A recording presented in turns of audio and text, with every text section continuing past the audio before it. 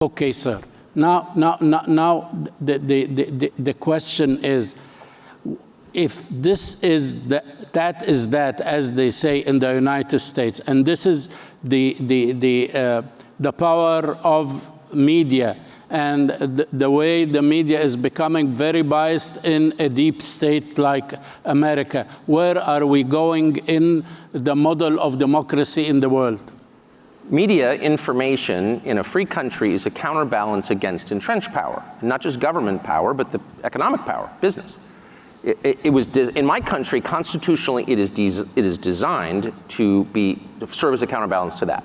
So if sources of information, media outlets align with entrenched power, then you have a powerless population, and it's totalitarian, and that is very quickly the direction the United States is headed.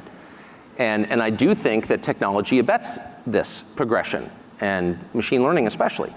And so it's a perilous moment. If it, we're a democracy, purportedly, and a prerequisite for democracy is information so that the electorate can make up its mind and decide who to choose.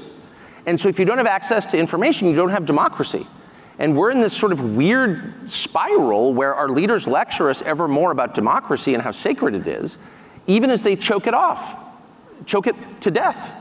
And so I think the people who provide information, who bring the facts to the public, have a critical role to play, and right now it's difficult. I'm not facing any great, I don't mean to cast myself as a hero, I'm certainly not a hero at all.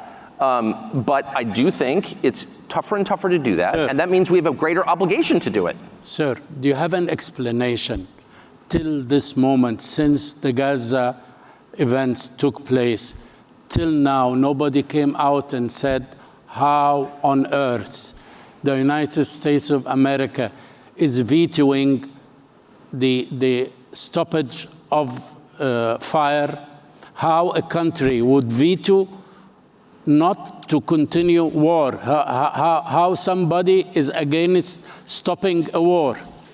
The United States is, for this moment, is the most powerful country in the history of the world. So if you were to frame this in terms we're all familiar with, which are the most basic terms, the terms of the family, the United States would be dad, would be the father. And the father's sacred obligation is to protect his family and to restore peace within his walls. So if I come home, I have 4 children, if I come home from work and 2 of my kids are fighting, what's the first thing I do? Even before I assess why they're fighting, before I gather the facts and know what's happening. I stop the fight. I stop fighting. Yes. So if I come home and I have 2 kids fighting and I say, go, beat the crap out of them, I am evil, because I've violated the most basic duty of fatherhood, which is to bring peace, because I have the power. I'm the only one who can bring peace. And so if you see a nation with awesome power abetting war for its own sake, you have a leadership that has no moral authority, that is illegitimate. And I mean that too. And I'm not even referring to any specific region or conflict, I mean generally. And I'm deeply offended by that, deeply. And it's something that I try to express, and I'm often called a traitor for saying that. It's the opposite. I say that because I believe in the United States. I think it has been a morally superior country. And if we allow our leaders to use our power to spread destruction for its own sake, that is shameful. It's a binary, okay? It's a black and white. It's a 0 and a 1. You are either creating or you're destroying. You're improving or you're degrading. And that's how you know whether something is good or bad, whether it's virtuous or evil. If you just judge the fruits. By its fruits you will know it. And I'm very distressed and concerned that we are entering an era where this awesome force for good is instead being used for evil. 2 quick questions.